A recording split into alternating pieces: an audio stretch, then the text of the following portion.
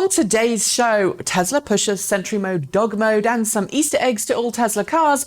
Amazon leads a $700 million investment round in Rivian, and the second-generation Kia Soul EV gets its official range ratings in the United States. These stories and more coming next.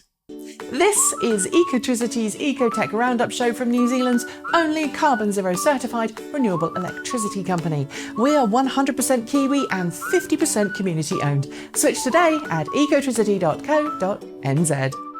Hi there folks, I hope that you've had a cracking week and are all revved up for next week. But before we get there, it's time to look back on the week's news in the world of electric cars and renewable energy.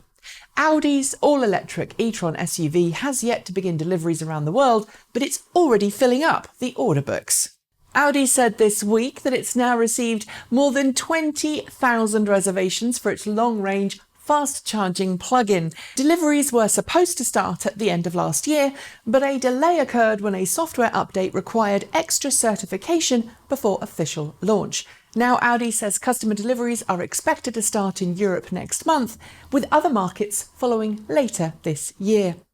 Nikola Motors has spent the last few years filling up its order books for its range of hydrogen fuel cell plug-in hybrid big rigs, duking it out with the Tesla Semi for supremacy and the zero-emission marketplace. This week, it announced that it will make battery electric versions of its Nikola 1, Nikola 2 and Nikola Tre to sell alongside its fuel cell ones. According to Nikola Motors, improvements in battery technology now means battery electric trucks make more sense for short-haul and city work. For long-distance, cross-country heavy haulage, Nikola maintains that hydrogen fuel cell trucks remain the best option. Tesla pushed a series of software updates to customer cars this week, adding new features and a few extra Easter eggs too. New features now include 360-degree dashcam recording capability, blind spot warning chime, and geolocated auto-folding mirror functionality. Tesla also introduced Sentry mode, designed to improve vehicle security and deter thieves, and dog mode, which is designed to help keep dogs cool in a parked Tesla while displaying an easy-to-read message that shows passers-by your dogs are okay. That said, you really shouldn't leave your dogs or kids alone in your car for extended periods of time. A couple of weeks ago, the word from Volkswagen and Ford was that the two companies would soon be collaborating on electric vehicles. But according to Ford's president of global markets, the two companies have such completely different strategies that are now completely incompatible. Essentially, while Ford is focused on commercial vehicles and high-performance electric cars, Volkswagen wants to focus on low-cost cars that everyone can afford. And that means that while both companies now seem to want electrification, they can't yet seem to see how their different goals can fit together. As the most popular electric car in France and the second most popular electric car in Europe, the Renault ZOE has quite a strong following, even with its current range-topping 40 kWh battery pack and real-world range of 140 miles. This week, we heard more about this car's successor, the second-generation ZOE, which is due to go on sale this year. Reports cite a 95 kWh battery pack and 250 miles of real-world range. 22 kW AC and 100 kW CCS quick charging will also be standard. Tesla might have only just begun deliveries of its Model 3 electric car in Europe and China, but it already seems the company is unhappy with the delivery firm it chose for some of European logistics. According to several reports, Tesla has ended its delivery contract with ICO, a Belgian-based handling company, after just 1 week of deliveries and is now looking for a suitable replacement. Customer delays with Model 3 deliveries thought to be impacted by a strike by ICO workers at the Zeebrugge port seems to have prompted the decision. Now ICO will only offload cars at the port, leaving deliveries to another company.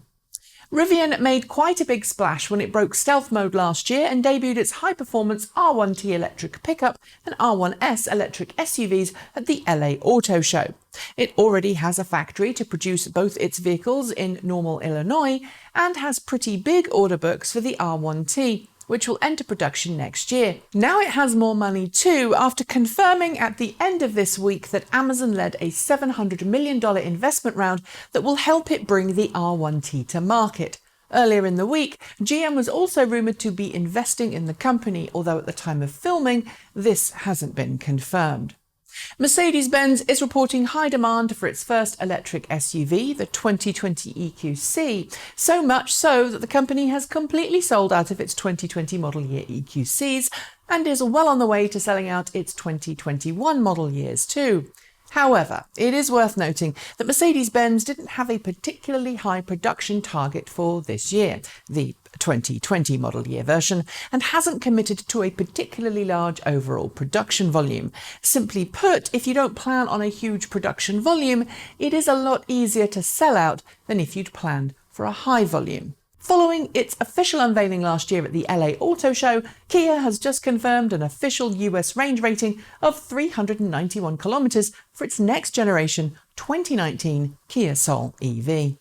An evolutionary step up from its predecessor in terms of styling, the new Kia Soul EV gets the same 64 kilowatt-hour battery pack and motor as its big brother, the Kia e-Niro, but thanks to its smaller size and lighter weight, actually travels further on a charge.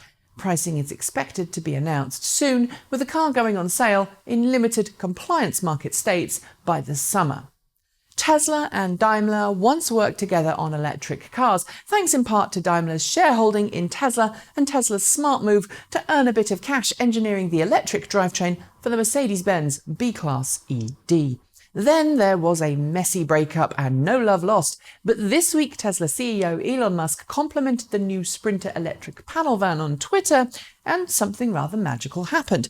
The two companies have now apparently begun talking on what a Tesla-Daimler electric Sprinter could be like, even though Daimler is bringing its own version of an electric Sprinter to market this year.